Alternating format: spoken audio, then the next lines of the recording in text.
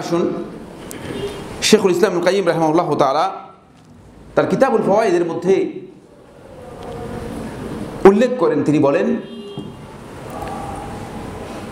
25 নম্বর পৃষ্ঠায় বলেন, কোরআনে কারীমকে এই উম্মাহ যেই প্রক্রিয়ায় হাজার করেছে, পরিহার করেছে, বর্জন করেছে, এটি হচ্ছে সর্বমোট 5 প্রকার।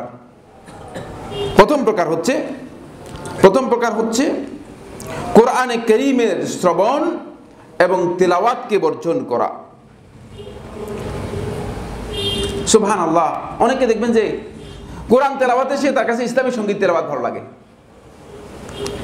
আমি ইসলামী সঙ্গীতের বিরুদ্ধে বলতেছি ব্যাপারটা, বুঝতে হবে যে তার কি অন্তরের মধ্যে রোগ আছে। খেয়াল রাখবেন, এটা খুবই গুরুত্বপূর্ণ বিষয়। কোরআন আল্লাহর কিতাব তিলাওয়াতের মধ্যে যদি কোন ইমানদার ব্যক্তির অন্তরের মধ্যে কোনো না কোনো কারণে মনে হয় যেন পছন্দ হচ্ছে না, ভালো লাগে না, তাহলে বুঝতে হবে তার অন্তরের মধ্যে ত্রুটি রয়ে গেছে, অন্তরে কিছু ব্যাধি আছে। আমরা একদিন অন্তরের ব্যাধি কিভাবে আইডেন্টিফাই করব, কিভাবে বের করব, এই বিষয় সম্পর্কে আলোচনা করেছি, আপনাদের খেয়াল আছে কিনা।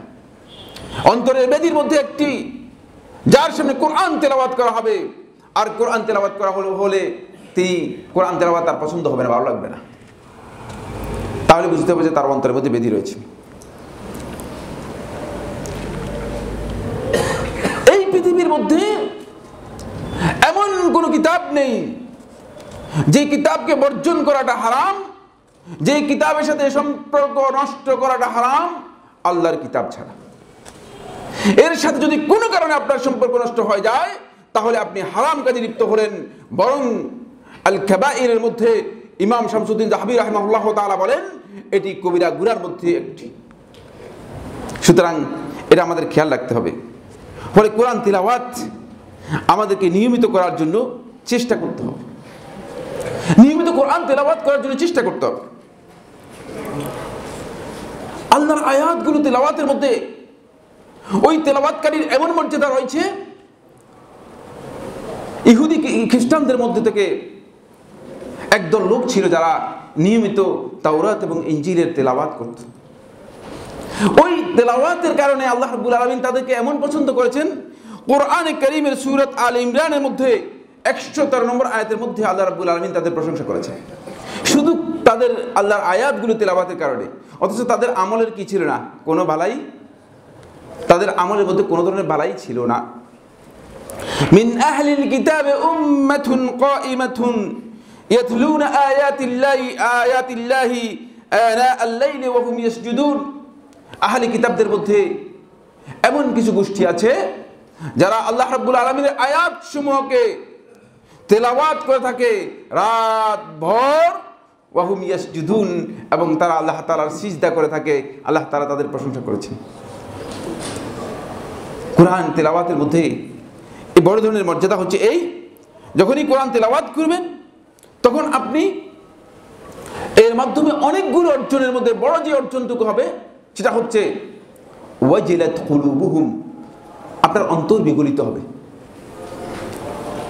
আমাদের অন্তরগুলো অপরাধের কারণে, অন্যায়ের কারণে, পাপাচারের কারণে আমাদের অন্তরগুলো শক্ত হয়ে যায়। কোরআন তেলাওয়াতের মাধ্যমে এই অন্তরগুলোকে আমরা কি করতে পারবো? বিগলিত, নরম করতে পারবো। 2 নম্বর যেটি, সেটা হচ্ছে আল্লাহ তাআলার প্রতি যে ঈমান রয়েছে সেই ঈমানকে আমরা কি করতে পারবো? বৃদ্ধি করতে পারবো।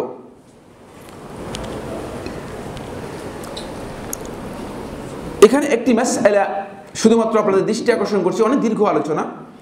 সেটা হচ্ছে এই আহলুল ইলমগণ, উলামায়ে কেরামগণ এই মাসআলাটি নিয়ে আলোচনা করেছেন। ফি কাম ইয়াকরাউ রাজুলুল কোরআন, একজন ব্যক্তি অন্তত কতদিনে সে কোরআনে কারীম তেলাওয়াত করবে, অন্যথায় সে কোরআনকে বর্জন করেছে। যে সমস্ত ব্যক্তিগণ মিম্মান হাজারাল কোরআন, যারা কোরআনকে বর্জন করেছে, কোরআনকে ছেড়ে দিয়েছে, তাদের মধ্যে অন্তর্ভুক্ত হয়ে যাবে। এই মাসআলা নিয়ে আলেমদের মধ্যে দ্বিমত রয়েছে, কিন্তু রাসূলুল্লাহ সাল্লাল্লাহু আলাইহি ওয়াসাল্লামের হাদিসের নির্দেশনা থেকে একদল উলামায়ে কেরাম বলেছেন, অন্ততপক্ষে 30 দিনে যদি কোরআনে কারীমের সাথে তার তাআহুদ না থাকে, কোরআনে কারীমের সাথে সম্পর্ক না থাকে, তাহলে বুঝতে হবে সেই ব্যক্তি মূলত কোরআনকে বর্জন করেছে। কোরআনের তিলাওয়াতের যেই মৌলিক হক রয়েছে সেই হকটুকু আদায় করে নেই। সুবহানাল্লাহ। অনেককে দেখা যায় হতে পারে যে রমাদান মাসে তেলাওয়াত করেছেন আর কোরআনের তেলাওয়াতের সাথে কোনো সম্পর্কই নেই। আমার বন্ধুগণ, তেলাওয়াতের সাথে আরেকটি মাসআলা যোগ করে দিতে চাই, অত্যন্ত গুরুত্বপূর্ণ। সেটা হচ্ছে এই, অনেকে আছেন কোরআন তেলাওয়াত করতে জানেন না। তার জন্য এখন সবচেয়ে বড় সুযোগ সেটা হলো তিনি ডিভাইস থেকে কোরআনে কারীমের তেলাওয়াত শুনতে পারেন। তেলাওয়াত যদি করতে না পারেন, আমি আবার এটাকে প্রশংসনীয় দিক হিসেবে উল্লেখ করতেছি না যে তেলাওয়াত করতে পারেন না। তেলাওয়াত করতে পারেন এটা অপরাধ। তেলাওয়াত করার জন্য চেষ্টা করতে হবে, কিন্তু তার জন্য আরেকটি সুযোগ রয়ে গিয়েছে। কোরআনের সাথে সম্পর্ককে নিবিড় করার জন্য, কোরআনের সাথে নিজেকে সম্পৃক্ত রাখার জন্য, কোরআন থেকে নিজেকে দূরে না সরানোর জন্য তিনি এই কাজটি করতে পারেন। সেটা হচ্ছে তিনি কোরআনের তেলাওয়াত শ্রবণ করতে পারেন। আর এটা ব্যস্ত ব্যক্তির পক্ষেও সম্ভব। আপনি দোকানের মধ্যে আছেন, আপনি অফিসের মধ্যে আছেন, কিছু ব্যস্ততার মধ্যে আছেন, সেই ব্যস্ততার ফাঁকেই আপনি কি করতে পারেন? কোরআনে কারীম শ্রবণ করতে পারেন। এটা ব্যস্ত ব্যক্তির জন্য খুব বেশি কঠিন কাজ নয়। দুর্ভাগ্যের বিষয় হচ্ছে আমরা কোরআন নিয়ে প্ল্যান করি না। আমরা আমাদের দুনিয়ার নগদ টাকা, নগদ ইনকাম, আমাদের ব্যবসা বাণিজ্য, আমাদের প্রয়োজনীয় দুনিয়ার বিষয়গুলি নিয়ে আমরা কি করি? একটা প্ল্যান তৈরি করে থাকি। এখানে আমাদের কিন্তু প্ল্যানের অনেক বড় ধরনের অভাব রয়ে গেছে। আসুন, ফলে কোরআনকে যদি কেউ এভাবে বর্জন করে যে মাসের পর মাস, বছরের পর বছর কোরআনের সাথে কোনো সম্পর্ক নেই, সেই ব্যক্তি আল্লাহ রাসূল সাল্লাল্লাহু আলাইহি ওয়াসাল্লাম কিয়ামতের দিন যাদের বিরুদ্ধে আল্লাহ রাব্বুল আলামিনের কোর্টের মধ্যে যাদের বিরুদ্ধে রাসূলুল্লাহ সাল্লাল্লাহু আলাইহি ওয়াসাল্লাম বাদী হবেন, তাদের এই অবস্থান, সে ব্যক্তি কিয়ামতের দিন আল্লাহ রাসূল সাল্লাল্লাহু আলাইহি ওয়াসাল্লামের বিপক্ষে তাকে দাঁড়াতে হবে। রাসূলুল্লাহ সাল্লাল্লাহু আলাইহি ওয়াসাল্লামের বিবাদী হয়ে দাঁড়াতে হবে। পারবে কিনা প্রশ্নই আসে না। এটি প্রথম দিক। শেখুল ইসলাম ইবনে কাইয়িম রাহমাতুল্লাহ আলাইহি বলেন, প্রথম হচ্ছে কোরআনে কারীমের শ্রবণ, কোরআনে কারীমের তিলাওয়াতের সাথে সম্পৃক্ত। দ্বিতীয় নম্বর হচ্ছে হাজরুল আমাল বিহি ওয়াল ওকুফ ইনদা হালালিহি ওয়া হারামিহি। কোরআনে কারীমের আমলকে পরিহার করা, কোরআনে কারীমের হালালকে হালাল হিসেবে গ্রহণ না করা, কোরআনে কারীমের হারামকে হারাম হিসেবে গ্রহণ না করা, কোরআন যে নির্দিষ্ট হুদুদ দিয়েছে, সীমারেখা দিয়েছে, সেই সীমারেখাকে লঙ্ঘন করা, এটি হাজরুল কোরআনের মধ্যে অন্তর্ভুক্ত, কোরআনকে বর্জন করার মধ্যে অন্তর্ভুক্ত। কেউ যদি কোরআনে কারীমের আমলকে বর্জন করে থাকেন, এটি তার জন্য হারাম কাজ হবে। কিয়ামতের দিন তিনি এই গোষ্ঠীর মধ্যে অন্তর্ভুক্ত হবে যারা কোরআনকে বর্জন করেছে, কোরআনকে ত্যাগ করেছে। কোরআন নাজিলের একটি মৌলিক উদ্দেশ্য হচ্ছে কোরআনের বিধান অনুসরণ করা হবে। কোরআনের বিধানগুলো কোরআনের মধ্যে রয়ে গিয়েছে। আমরা অনেকেই বিধানগুলো তেলাওয়াত করি, বিধান জানি না।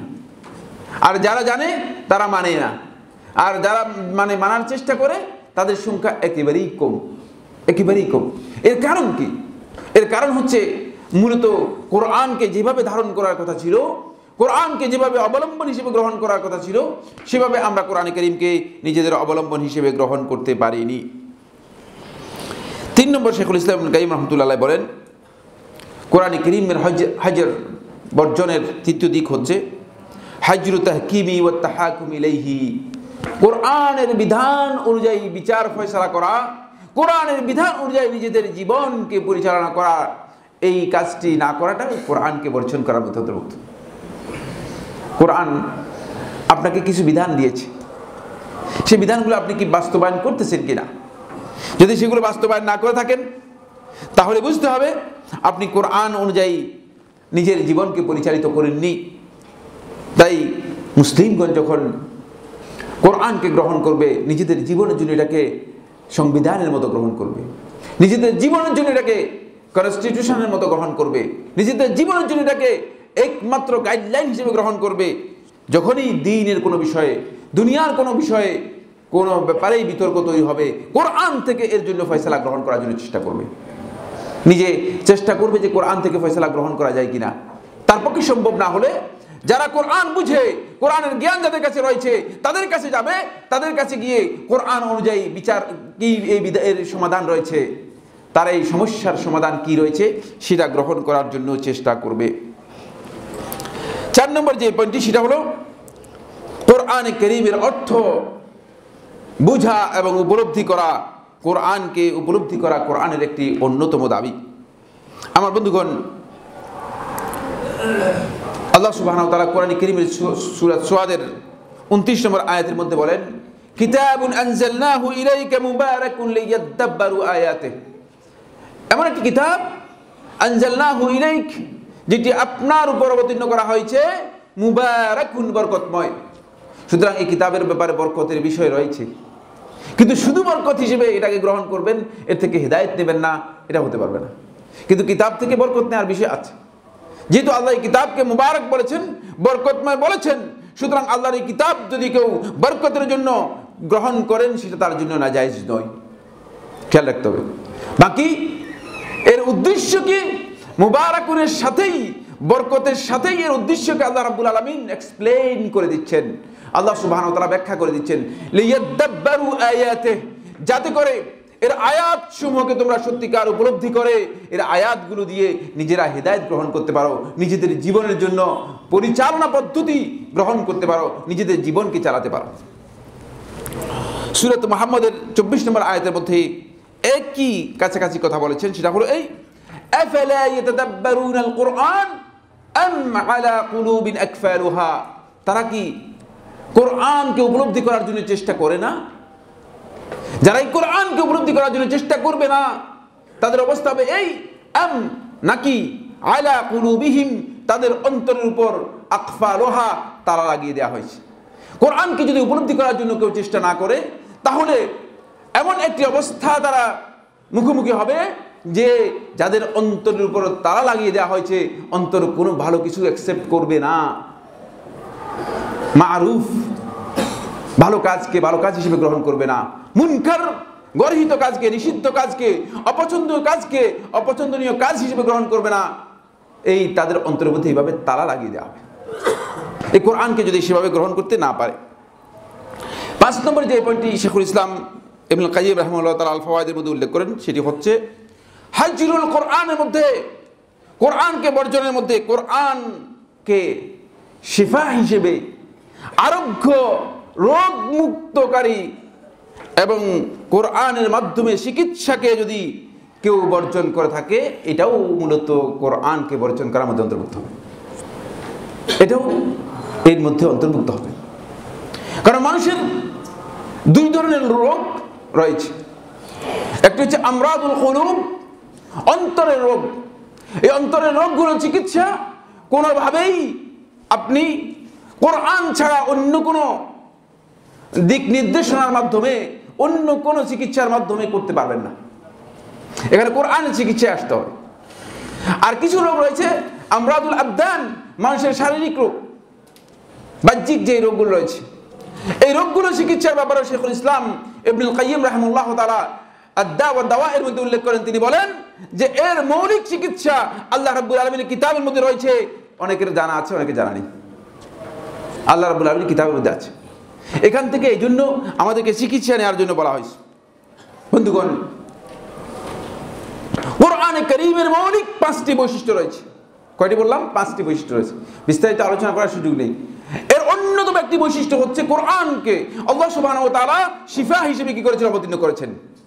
কোরআনকে আরোগ্য এবং রোগ থেকে মুক্তির কারণ হিসেবে, উপায় হিসেবে আল্লাহ সুবহানাহু ওয়া তাআলা অবতীর্ণ করেছেন। তাহলে এবার আপনি হয়তো প্রশ্ন করতে পারেন, সাইফুল্লাহ ভাই, তো আগে তো আপনি বললেন যে এটাকে তাবিজ নেই। তাবিজ কোনোদিন শিফা হতে পারে না। তাবিজের পদ্ধতি রাসূলুল্লাহ সাল্লাল্লাহু আলাইহি ওয়াসাল্লাম শিক্ষা দেন নাই। তাবিজের পদ্ধতি আমরা নিজেরা কি করেছি? আবিষ্কার করেছি। আর আমি এই কথা এই জন্য বলেছি যে যারা কোরআনে কারীমকে উপার্জনের পথ ও পদ্ধতি হিসেবে গ্রহণ করে নিয়েছে, তারা মূলত কোরআনের মাধ্যমে ব্যবসা চালু করে দিয়েছে। নবী সাল্লাল্লাহু আলাইহি ওয়াসাল্লাম এই ব্যবসার প্রক্রিয়া, নবী সাল্লাল্লাহু আলাইহি ওয়াসাল্লাম অথবা সাহাবায়ে কেরাম কেউ এই ব্যবসার প্রক্রিয়া আমাদেরকে শিক্ষা দেন নাই। এখান থেকে আমরা সেটা শিখতে পারি নাই। আমি কোরআনে কারীমের সূরাতুল ইসরার 82 নম্বর আয়াত আপনাদের সামনে পড়ে শোনাই। আল্লাহ সুবহানাহু ওয়া তাআলা ইরশাদ করেন, ওয়া নুনাজ্জিলু মিনাল কুরআনি মা হুয়া শিফা ওয়া রাহমাতুল লিল মুমিনিন। কোরআনে কারীম থেকে আমরা সেটি অবতীর্ণ করেছি কোরআনের মধ্যে, মা হুয়া শিফা, যেটি লোকদের জন্য আরোগ্য এবং রহমত ইমানদার ব্যক্তিদের জন্য। এখানে ইমানদারদেরকে নির্দেশ করা হয়েছে এই জন্য, কারণ কোরআনের প্রতি যদি কোনো ব্যক্তি সত্যিকার ঈমান এবং তাওয়াক্কুল তার পরিপূর্ণ না থাকে, কোরআনে কারীম থেকে সে ইস্তেশফা করতে পারবে না, আরোগ্য লাভ করতে পারবে না। বুঝতে পেরেছেন? আরোগ্যতার জন্য প্রথম শর্ত হচ্ছে এখানে এই জন্য আল্লাহ রাব্বুল আলামিন সূরাতুল ইসরায়ের 82 নম্বর আয়াতের মধ্যে ঈমানের বিষয়টি কি করেছেন, এর সাথে সংযুক্ত করে দিয়েছেন। এটা হচ্ছে কন্ডিশন, শর্ত। যদি আপনি সত্যিকার ঈমান আনতে পারেন, তাহলে আপনি দেখবেন যে কোরআনে কারীমের মাধ্যমে আপনি আরোগ্য নিতে পারতেছেন। 2 সূরাতুল ফুসসিলাতের 44 নম্বর আয়াতের মধ্যে আল্লাহ সুবহানাহু ওয়া তাআলা বলেন, কুল হুয়া লিল্লাযীনা আমানু হুদান ওয়া শিফা। কুল, আপনি বলুন, হুয়া হচ্ছে কোরআন, লিল্লাযীনা আমানু, যারা ঈমান এনেছে তাদের জন্য, হুদান হিদায়াত, ওয়া শিফা এবং শিফা, এটা আরোগ্য আল্লাহ রাব্বুল আলামিন বলে দিয়েছেন। কিন্তু দেখতে পেরেছেন, ভালো করে বুঝেন, দুইটি আয়াতের মধ্যেই যেখানে আল্লাহ সুবহানাহু ওয়া তাআলা কোরআনে কারীমকে আরোগ্যের উপায় অথবা আরোগ্য অথবা রোগ মুক্তির উপায় হিসেবে আখ্যায়িত করেছেন, প্রতিটি আয়াতের মধ্যে আল্লাহ রাব্বুল আলামিন ঈমানের শর্তটা একসাথে ইনক্লুড করে দিয়েছেন, সম্পৃক্ত করে দিয়েছেন। কেন? যেহেতু ঈমানদার যদি সত্যিকার কোরআনের উপর ঈমান না থাকে, তাহলে কোরআন থেকে সেই ব্যক্তি সত্যিকারভাবে কি নিতে পারবে না, ও হেদায়েত নিতে পারবে না এবং রোগ আরোগ্য নিতে পারবে না, ইস্তেশফা করতে পারবে না।